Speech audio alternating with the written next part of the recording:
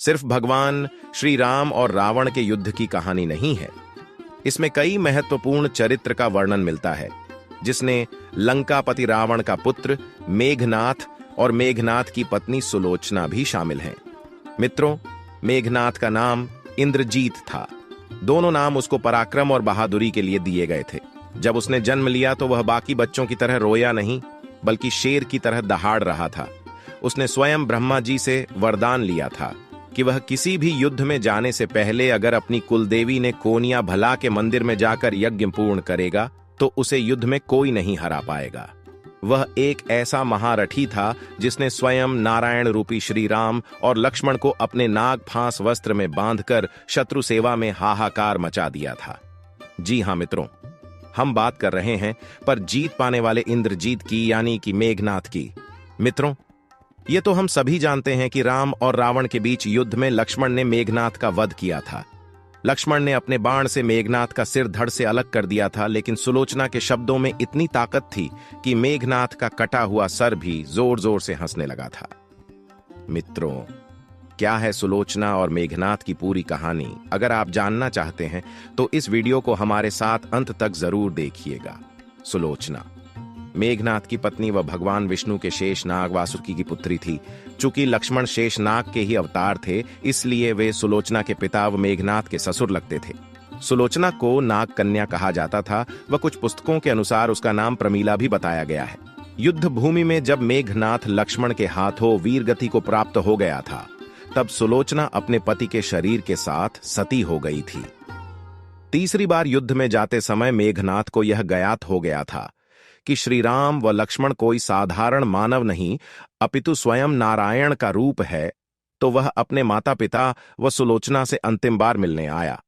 वह अपने माता पिता से मिलकर जाने लगा, तब उसने सुलोचना को देखा।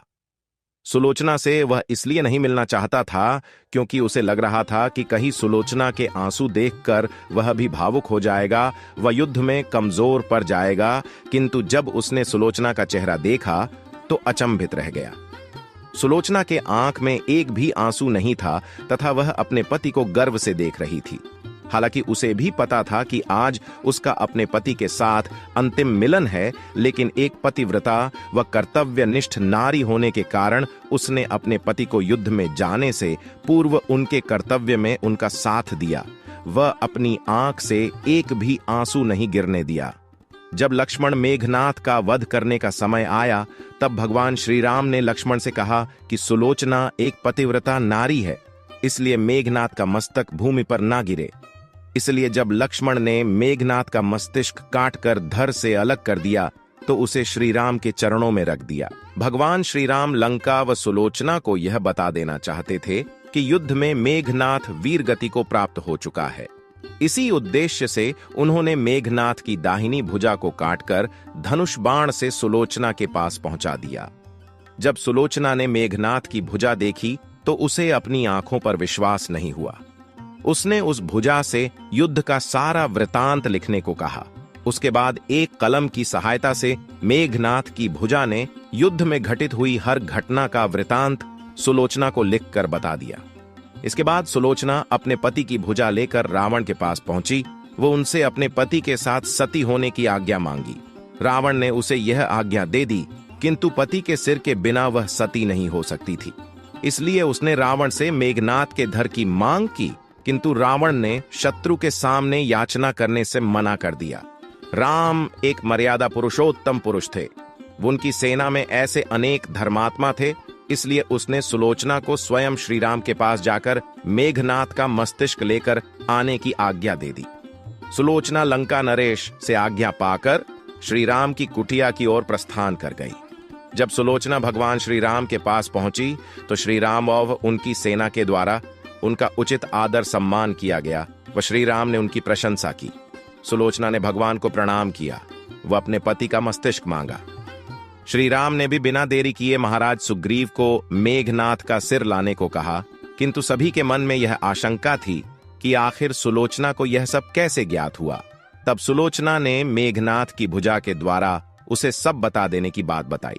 यह सुनकर मुख्यतया वानर राजा सुग्रीव हतप्रभ थे। वह उन्होंने सुलोचना से मांग की कि यदि उसके पतिव्रत धर्म में इतनी शक्ति है तो वह इस कटे हुए धर को हंसाकर दिखाए। यह सुनकर सुलोचना ने उस मस्तिष्क को अपने पतिव्रत धर्म की आज्ञा देकर उसे सबके सामने हंसने को कहा। इतना सुनते ही मेघनाथ का कटा हुआ सिर जोर जोर से हंसने लगा। सब यह देखकर आश्चर्य में पड़ गए, किंतु भगवान श्री राम सुलोचना के स्वभाव व शक्ति से भली भांति परिचित थे। उन्होंने उस दिन युद्ध विराम की घोषणा की व लंका की सेना को अपने युवराज का अंतिम संस्कार करने को कहा, ताकि सुलोचना के सती होने में किसी प्रकार का रक्तपात ना हो।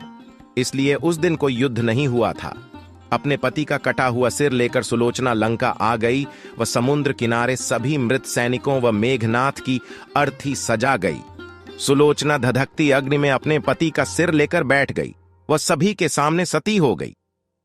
मित्रों, यह वीडियो अच्छा लगा हो तो कमेंट में जरूर लिखे जय श्री राम।